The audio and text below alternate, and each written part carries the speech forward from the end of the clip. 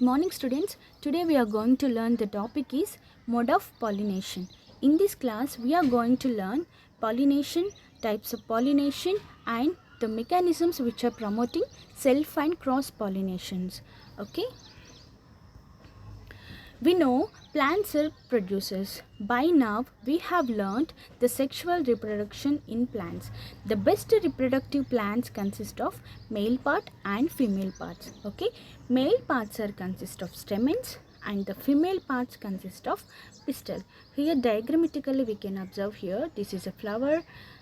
It consists of male part, that means stamens. It consists of female parts, that means pistils.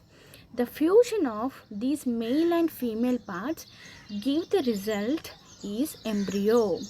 Okay, you can observe here the fusion of these two give rise to results is embryo. Okay, now do all the flower got both male and female parts together? The flower consists of male and female parts on the same flower or not? This is the question now. Okay, the flowers are two different flowers here. One is bisexual flowers and the second one is unisexual flowers. The first one is bisexual flowers. We can observe diagrammatically here. The flowers which are contain male and female parts on the same flower is called as a bisexual flowers. The stamens and pistils are present on the same flower is called as a bisexual flowers. We can observe the example here, rose and China rose, right? The next one is unisexual flowers. What is unisexual flowers means?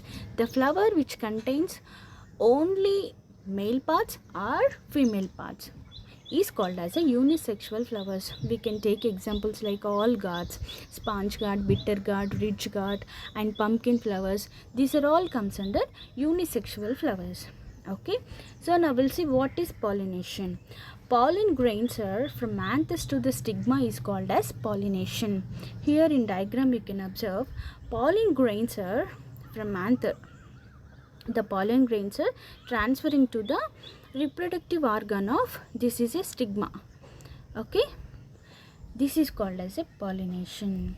The next one is the flowers get pollinated by agents like abiotic agents or biotic agents is called as a pollinating agents. So what are biotic agents? Those are honeybee, bat, moth, birds, and the abiotic agents are wind, water.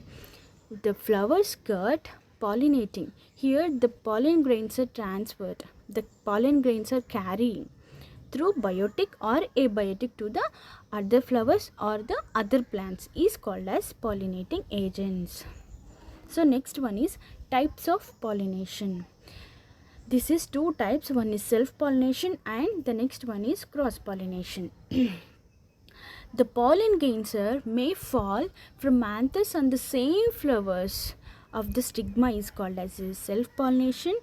The pollen grains are transferred from one plant to the other plant is called as a cross-pollination. In diagrammatically you can observe here. Here the pollen grains may fall on the same flower of the stigma or other flower of the stigma on same plant is called as self-pollination.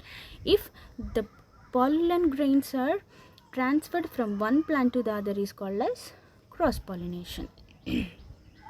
This is the definitions of self and cross pollination. The next one is mechanisms promoting self pollination. Here some mechanisms are given which are promoting only self pollination. Here there is no need of cross pollination. There is no chance of cross pollinations here. So we'll see what are the mechanisms which are.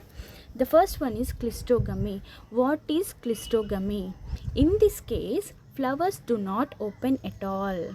Here some examples are given. One is wheat, oats, barley. In this type of crops, the flowers do not open at all. In this type of situation, if flowers do not open, there is no chance of cross pollination and then there is no need of foreign pollen grains here. So this is the one important mechanism which are promoting self pollination. This is called as cleistogamy. The next one is, in some species like wheat, barley, rice and oats, the flowers open but after pollination has taken place. Here, the flowers are open after pollination has taken place. In this type of cases also, there is no need of pollen grains and there is no chance of cross pollination here. Okay, the next one is, in crops like tomato and brinjal, the stigmas are closely surrounded by anthers. In this type of cases, if the stigmas are closely surrounded by anthers, the pollen grains will be directly fall onto the stigmas. So there is no need of bioagents, there is no need of abiotic agents to carry the foreign pollen grains, right? So this is a very important mechanism which promoting only self pollination. In some species, next one, flowers open but the stamens and stigmas are hidden by other floral organs. If flowers are open but if floral organs are covered by flower, means there is no chance of cross pollination. Okay, these are the mechanisms which are only promoting self pollination. The next one is cross pollination. What is cross pollination? Already we discussed now. The transferring of pollen grains from one plant to the other plant is called as a cross pollination. Here some mechanisms are promoting cross pollination. So we'll see what are the mechanisms which are promoting cross pollination. The first one is dicliny. It is also called as unisexuality. So what is unisexuality means? In this condition, the flowers are either staminate or pistillate. That means the flowers will be male or female. So this is called as a unisexuality. The subtopics are there here. One is monoecious.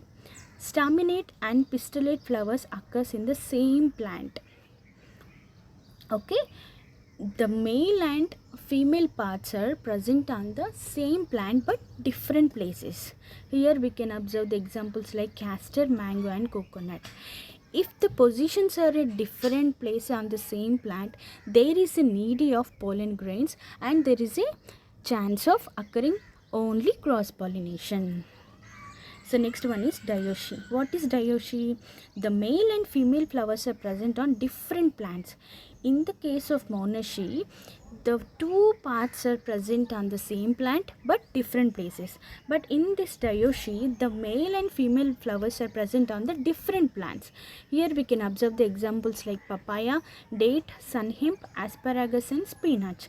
In this case is also there is a need of pollen grains and there is a chance of cross pollination. Okay, the next one is stamens and pistils of hermaphrodite flowers.